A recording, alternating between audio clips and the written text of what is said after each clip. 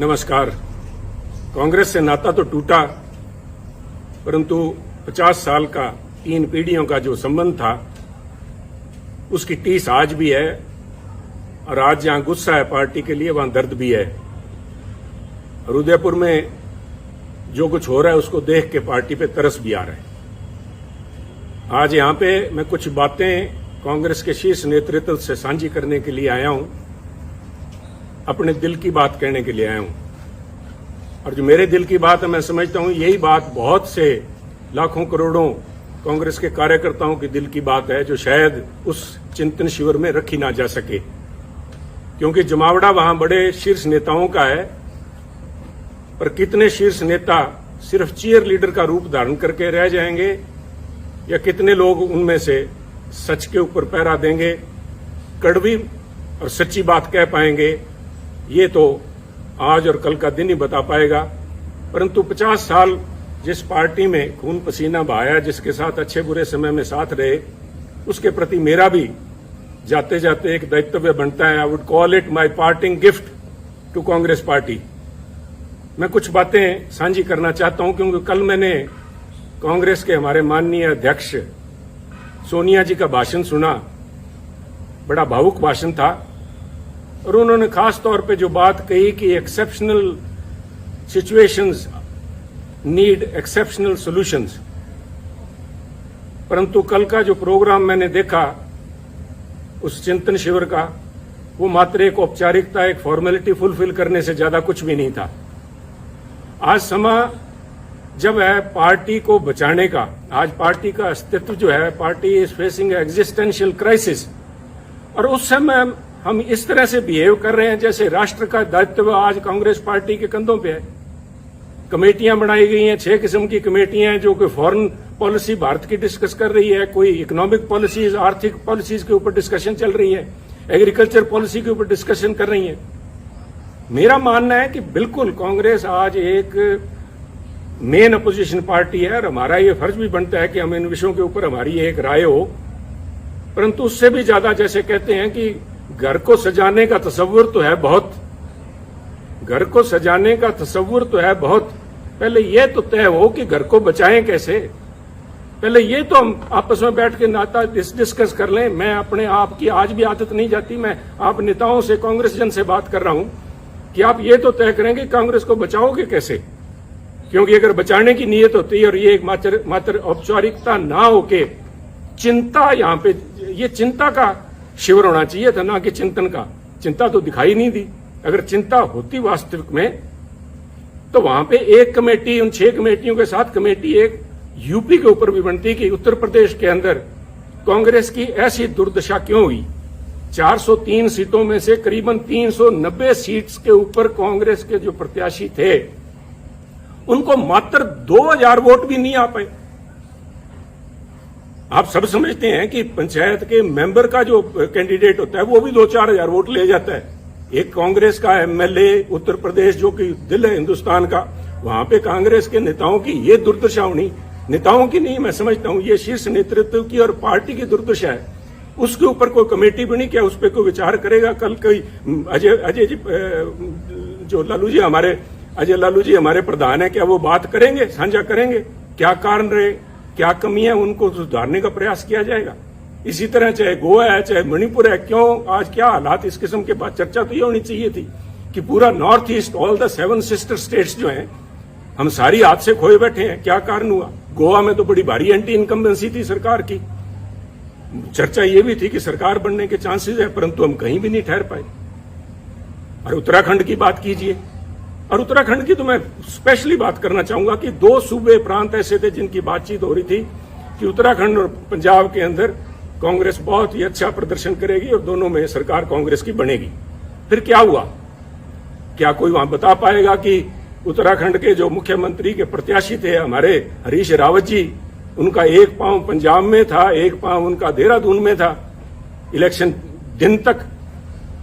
क्या वो सोच लेके आए थे? क्या सोच के साथ हरीश रावत जी को पंजाब का प्रभारी बना के भेजा गया? क्या उनकी मंशा सिर्फ इतनी थी कि हम तो डूबे हैं सनम, तुमको भी ले डूबेंगे?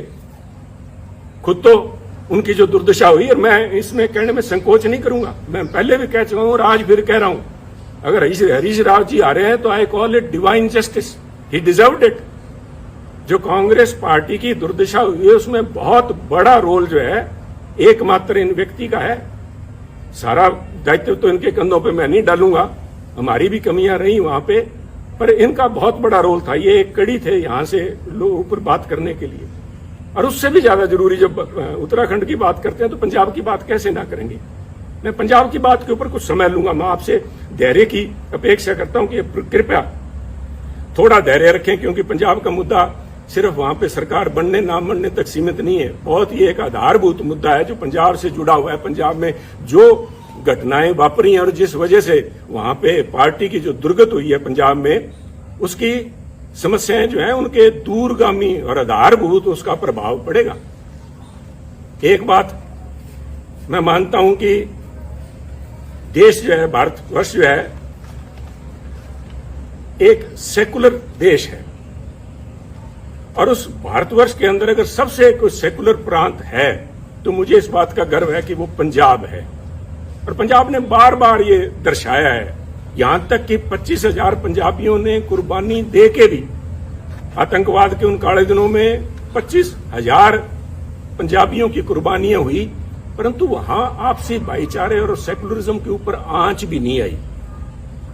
परंतु आज एक छोटी सोच का व्यक्ति, छोटी सोच का सो कॉल्ड लीडर, छोटी सोच का एक छोटा नेता जो बड़े पदों पे आसीन है, उसकी जुबान ने वो करने का प्रयास किया जो आतंकवाद के काले दिनों के अंदर AK-47 की गोलियां भी नहीं कर पाई। ये तो पंजाबियों को मैं दाद देता हूं कि उन्होंने फिर से मौका संभाला। और आप देखिए, जीता जागता सबूत देखिए।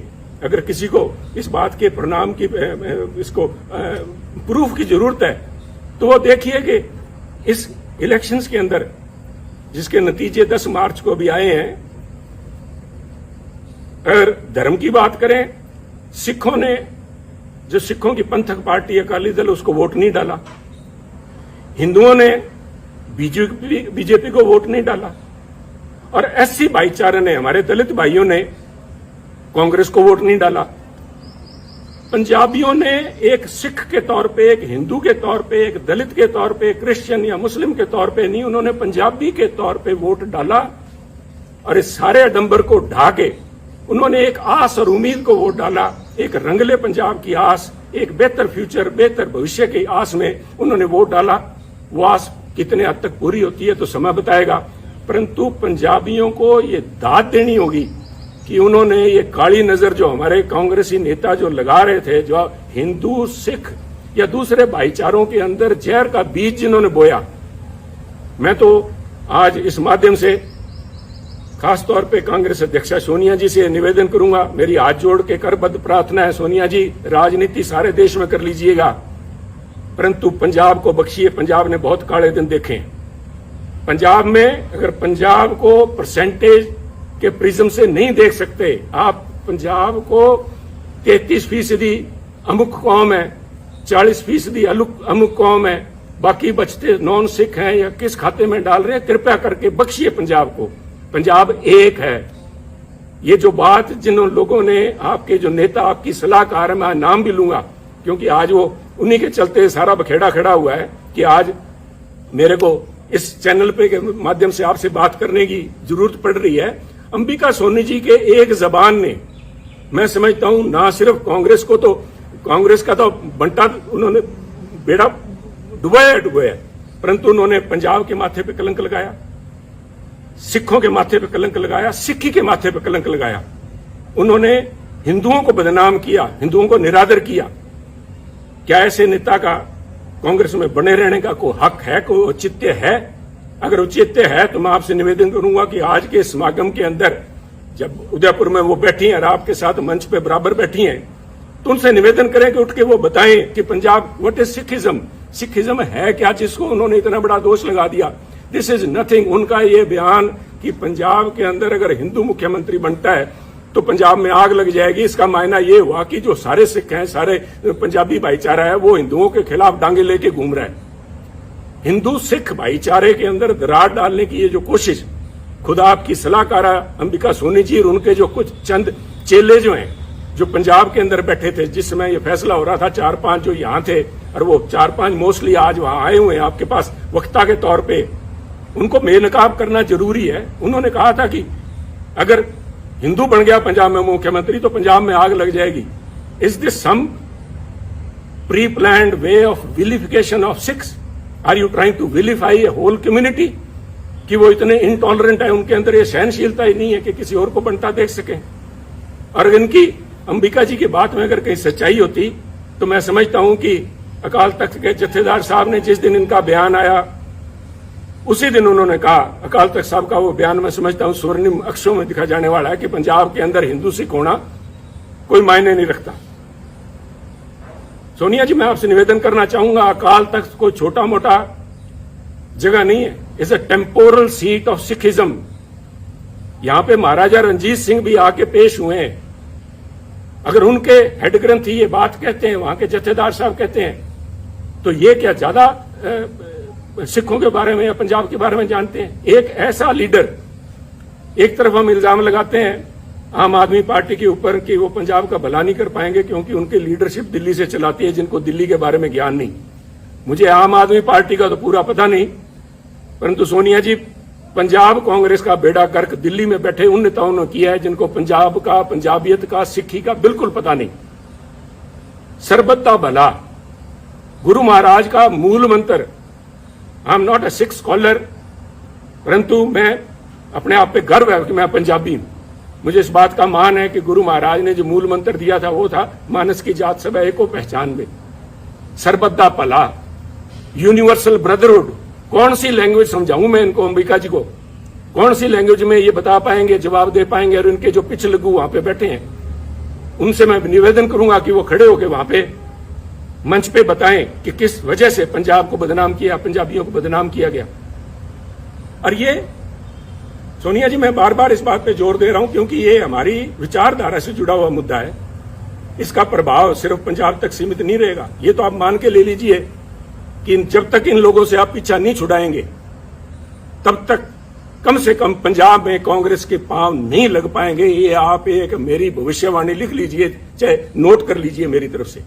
परंतु ये मसला पंजाब तक सीमित नहीं रहेगा। This itself shows fundamental problem which is Congress is facing today.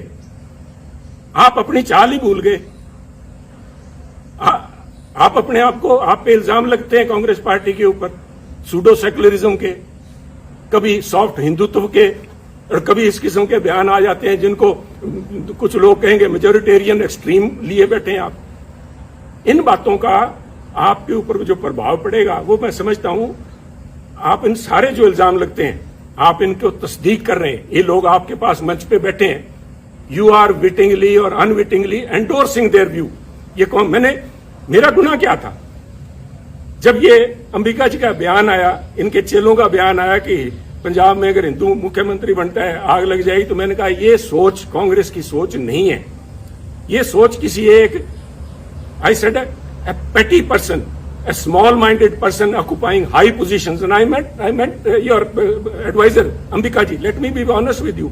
मेरे को फांसी लगानी है, लगाइए आप। मैं आज यहाँ सफाइयां देने के लिए नहीं आया आपके पास में। मैं तो आपको एक राय देने के लिए आया हूँ, जो पंजाब की भावना आपके सामने रखना चाहता हूँ। अगर इन लोगों को आज आप भी अपने साथ बिठाए बैठे हैं पंजाब में, आप भूल जाइए पंजाब के बारे में। इनको ना सिर्फ सिख, ना सिर्फ हिंदू, बल्कि पंजाब का एक एक बच्चा इनको कोसेगा और इनको ये परिणाम भुगतने पड़ेंगे, अंबिका जी को और इनके इन चेलों को, जिन्होंने यहाँ पे पंजाब कांग्रेस भवन में या होटल के कमरों में जाके अजय माकन जी को या हरीश रावत और उनको हरीश बायतू को जाके जो कहा था, इसका देना आपको देना पड़ेगा। परंतु आज अगर आप भी नहीं समझते, पंजाब के लोगों ने आपको जो कुछ दिखाया है उसके बाद भी अगर नहीं समझे, और आप आज भी, जैसे मैं समझता हूं it was a poor attempt to portray Congress as BSP in Punjab. आपने निर्णय, राहुल जी ने लिया, बड़ा अच्छा निर्णय था, सबसे पहले स्वागत मैंने किया था, that he has broken a glass ceiling. पर जिस तरीके से उसको प्रस्तुत किया गया, तो लोगों ने कहा कि अगर हमने जात पात और जाति के आधार पर वोट डालना है तो हम नकली बीएसपी को वोट क्यों डालें, असली बीएसपी को क्यों नहीं डाल लेते? और वही मसला आपके साथ, चाहे आप जब सॉफ्ट हिंदुत्व की बात करते हैं, लोग कहेंगे अगर वोट ही धर्म के नाम पे डालना है तो फिर बीजेपी को क्यों ना डालें। ये नकली बीजेपी को क्यों डालें? साहब अपने वजूद पे रहिए। Don't this drift of your intellectual, you are losing the moorings, intellectual moorings. यही तो आपके पास सारा कुछ था। इसी विचारधारा के साथ तो लोग हमारे जैसे जुड़े थे। और आप में दूसरों में फर्क क्या है, इसका कौन जवाब देगा? ये जवाब तो आपको ढूंढने पड़ेंगे। इसके लिए किसी सलाहकार की जरूरत नहीं पड़ेगी। इसके साथ ही पंजाब की जब मैं बात करूंगा, मैं नहीं चाहता था कि मैं अपनी बात करूं। मैं यहां सफाई फिर से कह रहा हूं, मैं सफाई देने के लिए यहां नहीं आया। मैं अपने एक एक शब्द के ऊपर आज कायम हूं। मैंने जब आपको कहा था कि ये जो दिल्ली के अंदर आपके पास लोग बैठे हैं, आपको आंखें दिखा के और बाहर जाके कहते हैं समझौता हमसे करने का प्रयास करिए कांग्रेस अध्यक्षा, उन्होंने ना सिर्फ आपकी पद की गरिमा को ठेस लगाई बल्कि कांग्रेस की सोच को भी ठेस लगाई। मैं आज भी उस बात पे पहरा देता हूं। परंतु मैं इसलिए कह रहा हूं कि मुद्दा मुझे नोटिस दिया गया, सो कॉल्ड नोटिस, वो तो हमको कहें काफिर, ये अल्लाह की मर्जी है। कमाल होगी साहब। मैं तो आपसे ये पूछना चाहता हूं, सोनिया जी शायद आपको मालूम नहीं था, मैं देखिए इतनी बड़ी संस्था है, आपके पास कितने ही पूर्व या एक्टिंग कांग्रेस प्रधान सूबों के रहे होंगे, शायद आपको नहीं पता था कि सुनील के पास कोई भी पद नहीं है। जब आपने सुनील के खिलाफ एक फरमान जारी किया कि सुनील को पार्टी के सभी पदों से निलंबित किया जाता है, मेरे पास पद था कौन सा साहब? मेरे पास तो एक विचारधारा है, वो आज भी मेरे पास है। मैं अपनी बात पे आज भी खड़ा हूं।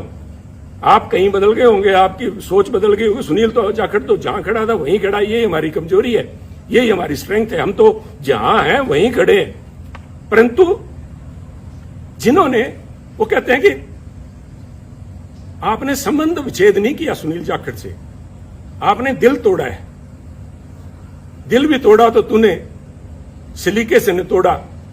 बेवफाई के भी कुछ आदाब होते हैं। नोटिस दे रहे हो सुनील जाखड़ को? 50 साल 3 पीढ़ियों का संबंध है। मुझसे बात करने में किसी को शर्म आ रही थी? ये मैं सारे जवाब आपको दे सकता था, परंतु मैं आज जवाब देने के लिए नहीं आया। मैं जो बात देने का आपसे कहने के लिए आया हूं, जिस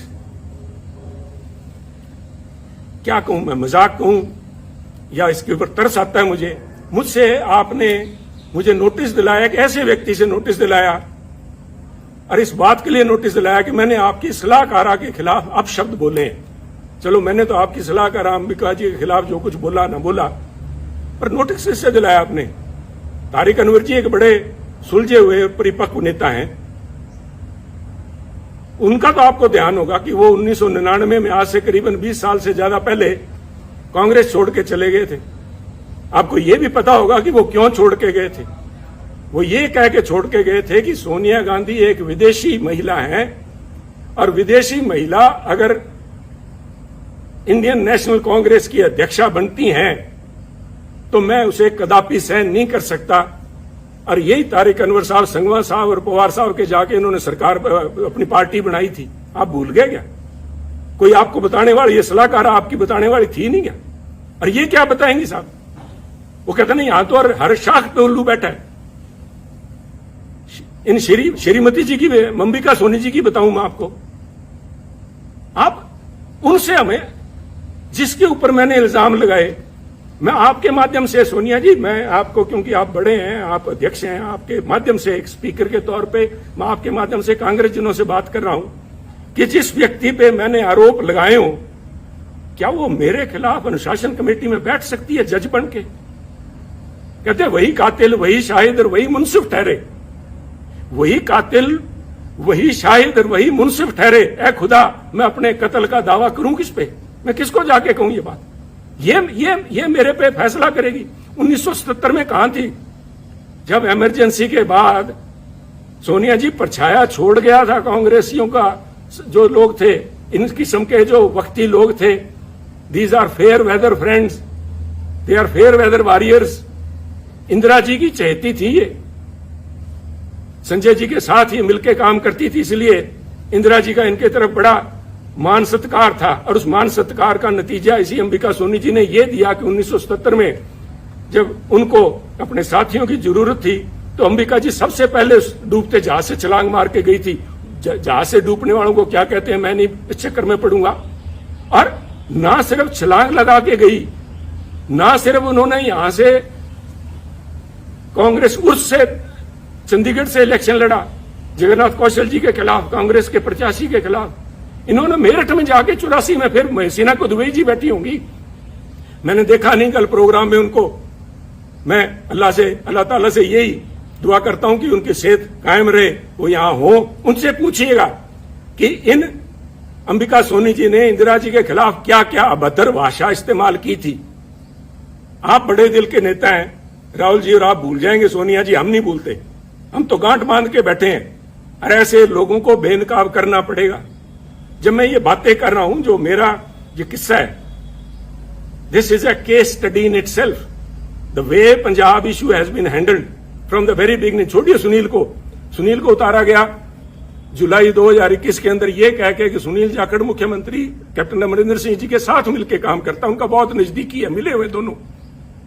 नए कांग्रेस प्रधान को बनाया गया और उसके बाद जुलाई 21 को नए कांग्रेस के प्रधान नवजोत सिंह सिद्धू जी बनते हैं। और उसके बाद 6 महीने तक सारी एआईसीसी, सारी कांग्रेस इसी बात को लगी रही कि पहले मुख्यमंत्री कैप्टन अमरिंदर सिंह जी, उसके बाद में चरणजीत चन्नी, इन दोनों को आपस में कैसे इकट्ठा बिठाया जाए, कैसे पीसीसी प्रधान और मुख्यमंत्री मिलकर काम करें। व्हाट वाज इट, क्या था ये? क्या आप इसी एक बात पे, किसी एक बात पे खड़े हैं क्या? कोई स्टैंड है पार्टी का?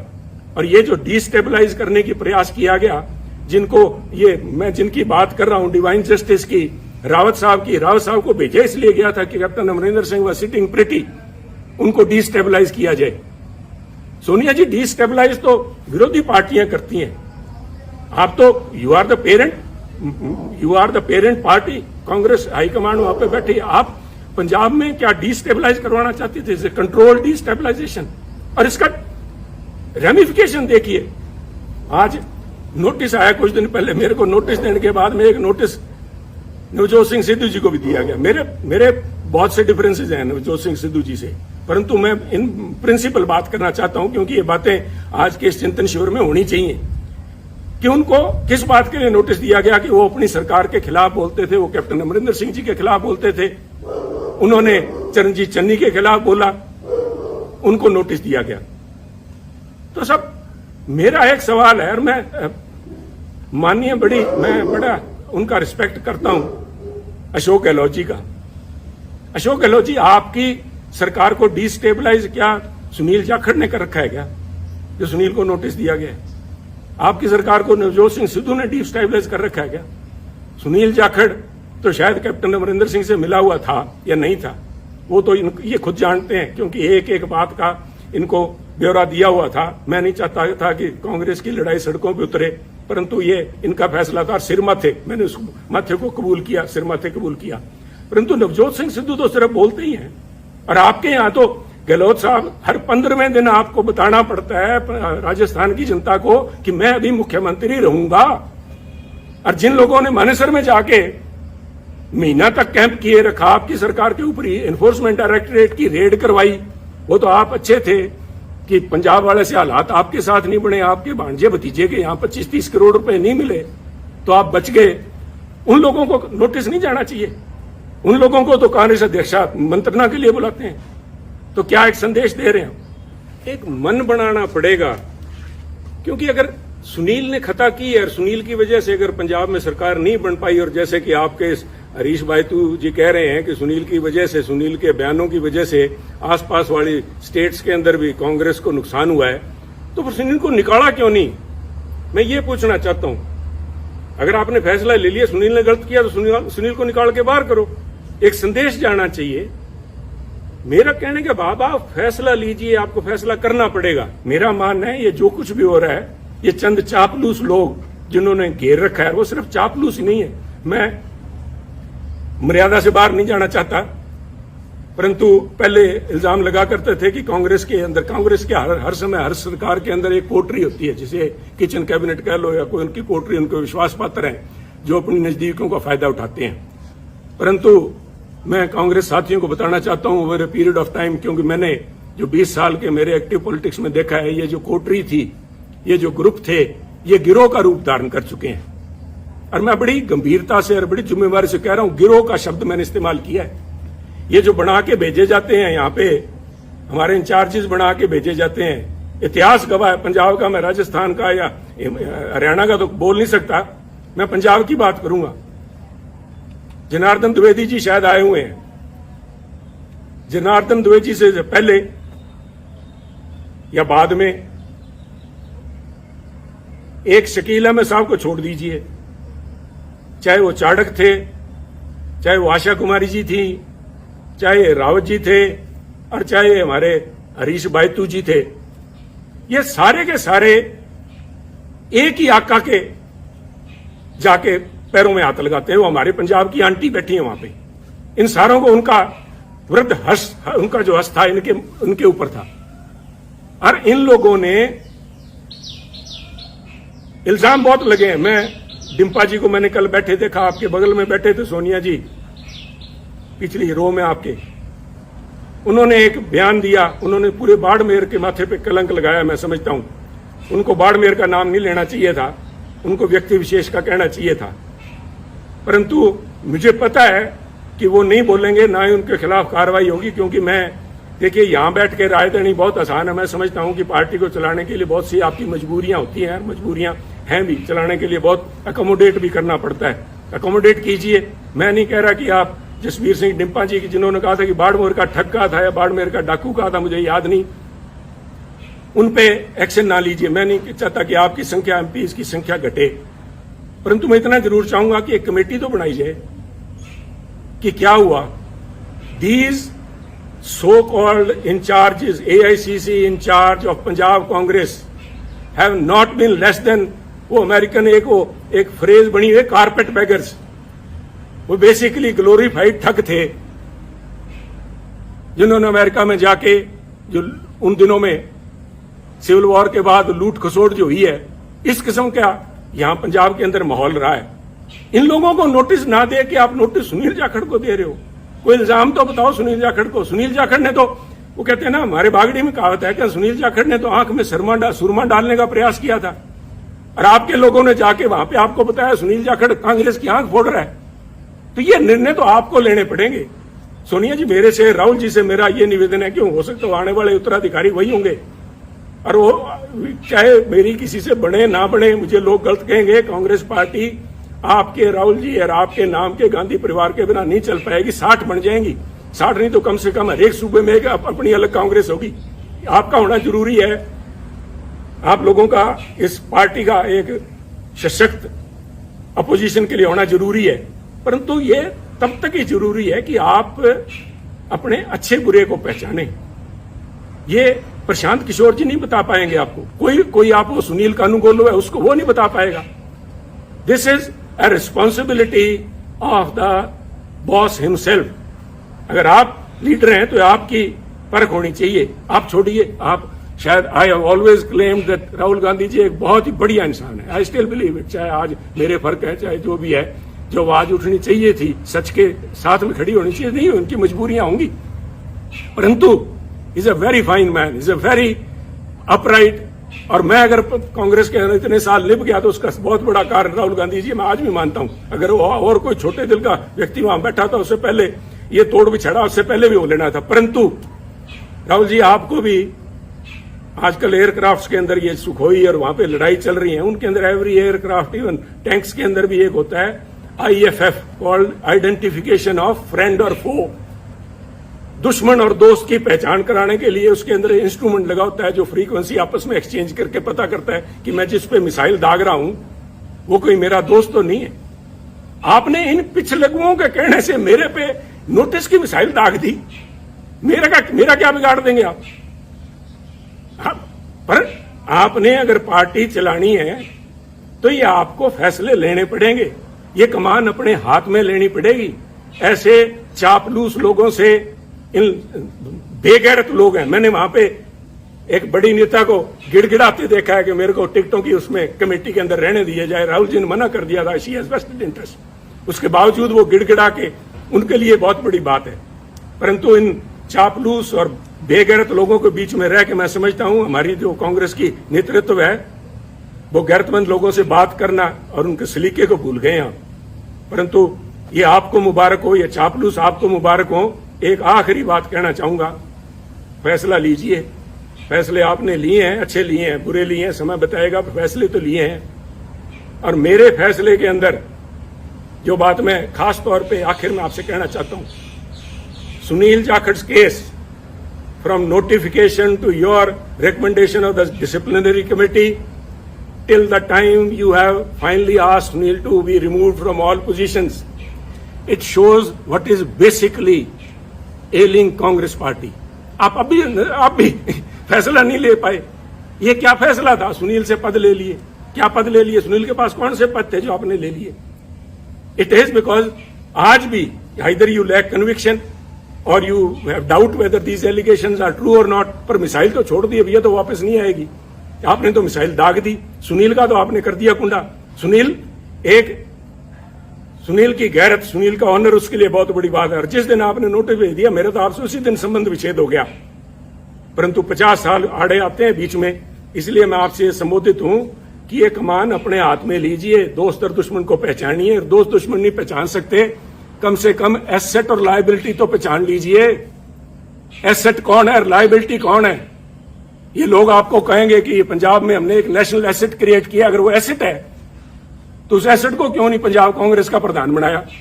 क्यों नहीं उसको यूपी में ले गए? हमारे यहां तो 17 फरवरी को पंजाब के अंदर इलेक्शन कैंपेन खत्म हो गया था। अगर आपने वाकई जात पात के नाम पे वोट मांगने का ठान ही लिया था पंजाब में, तो यूपी में क्यों नहीं लेके गए मायावती जी को काउंटर कराने के लिए? या already has become an embarrassment. ये फैसले आपको लेने होंगे और उसके लिए मैं आपका ध्यान, राहुल जी, लेके जाना चाहूंगा पानीपत की पहली लड़ाई बाबर की तरफ। बाबर ने पहली दफा हाथी देखे जब वो पानीपत आया और एक हाथी को मंगवा के उसने सवारी करने की इच्छा जताई। तो हाथी उनके सामने पेश जब किया गया बाबर के सामने, और हाथी के ऊपर बैठा जब बाबर, तो उसने बैठ के अपने सेनापति से कहा, इसके जानवर की लगाम मुझे थमाओ। तो उन्होंने कहा, जनाब हाथी की लगाम नहीं होती। तो उसका सवाल था निश्चित तौर से कि तो फिर ये चलाऊंगा कैसे? कहते जी इसकी जो लगाम है, जो इसका जो अंकुश है, वो सामने जो बैठा है, वो जो अंबिका सोनी तारे बैठे हैं या कोई तारिक अनवर बैठा है, उनके हाथ में अंकुश वो है। अंकुश है जो प्रौढ़ जिसको बोलते हैं, वो है। तो बाबर ने तब कहा था कि इसको हाथी को बिठाओ और मेरे को नीचे उतारो। तो उन्होंने कहा क्या बात होगी महाराज? तो उन्होंने कहा मैं उस चीज की सवारी कभी नहीं करूंगा जिस चीज की लगाम, जिस जानवर की लगाम मेरे हाथ में ना हो, जिस संस्था की लगाम मेरे हाथ में ना हो। तो मेरी आपसे बेनती यही है, with all due respect and for all the respect and all the time we have spent together and with the party, 50 साल की, आगे बढ़िए, कमान सामिए और इन पिछले लोगों को ऊपर छोड़ के कांग्रेस पार्टी को अगर जिंदा रखना है तो ये लगाम अपने हाथ में लीजिए। वरना इस किस्म के जो चिंतन शिविर हैं, इसी प्रशांत किशोर ने आपको कहा था, यूपी में आपको लेके गए थे, कैंपेन का नाम था खाट पे चर्चा। आज कांग्रेस पार्टी खटिया पे नजर आ रही है। अगर आज समय रहते नहीं संभले, वक्त की फिक्र करना दा क़यामत आने वाली है, तेरा जिक्र भी ना होगा दास्तानों में। तो इसलिए शुभकामनाओं के साथ, चाहे आज मैं समझता हूं कि this is my parting gift, my last word spoken to the Congressman, but मैं इस विश्वास के साथ कह रहा हूं कि कोई ना कोई, मैंने आज भड़ास निकालने के लिए नहीं, आप में कमियां निकालने के लिए नहीं, उन बातों को उजागर किया है जिनके ऊपर चिंतन भी नहीं, चिंता करने का विषय है। आज आपका भी इम्तिहान है। और वो जो 450 सो कॉल्ड सीनियर लीडरशिप बैठी है, आज मैं देखना चाहूंगा कि कितने लोग खड़े होकर सच्चाई पे पहरा देते हैं, कितने लोग खड़े होकर कहेंगे कि वो 5-4 जो पंजाब वाले आए हुए हैं जिन्होंने आग लगाने की बात की थी, उनको बाहर निकाला जाए हॉल से। उनको तो आपने स्पीकर बना रखा है, वो तो आज यहाँ पे आपके वर्कर्स को एड्रेस करेंगे, और जिनकी वो मुखिया है उनको मंच पे मठासीन है। तो आप देखिए, ये आप जाने। मैं एक दफा फिर से, मैंने पहले भी जिस दिन नोटिस आया था उस दिन कहा था good luck to Congress party, and today I again say good luck and good bye Congress. जय हिंद। इस तरह ਦੀਆਂ ਹੋਰ ਤਾਜ਼ਾ ਤਰੀਨ ਖਬਰਾਂ ਦੇ ਲਈ ਵੇਖਦੇ ਰਹੋ Z1 ਪੰਜਾਬ ਵੈਬ ਚੈਨਲ ਅਤੇ ਚੈਨਲ ਨੂੰ ਲਾਈਕ, ਸ਼ੇਅਰ ਅਤੇ ਸਬਸਕ੍ਰਾਈਬ ਕਰਨਾ ਨਹੀਂ ਭੁੱਲਣਾ, ਤਾਂ ਕਿ ਹਰ ਤਾਜ਼ਾ ਤਰੀਨ ਖਬਰ ਸਭ ਤੋਂ ਪਹਿਲਾਂ ਤੁਹਾਡੇ ਤੱਕ ਪਹੁੰਚ ਸਕੇ।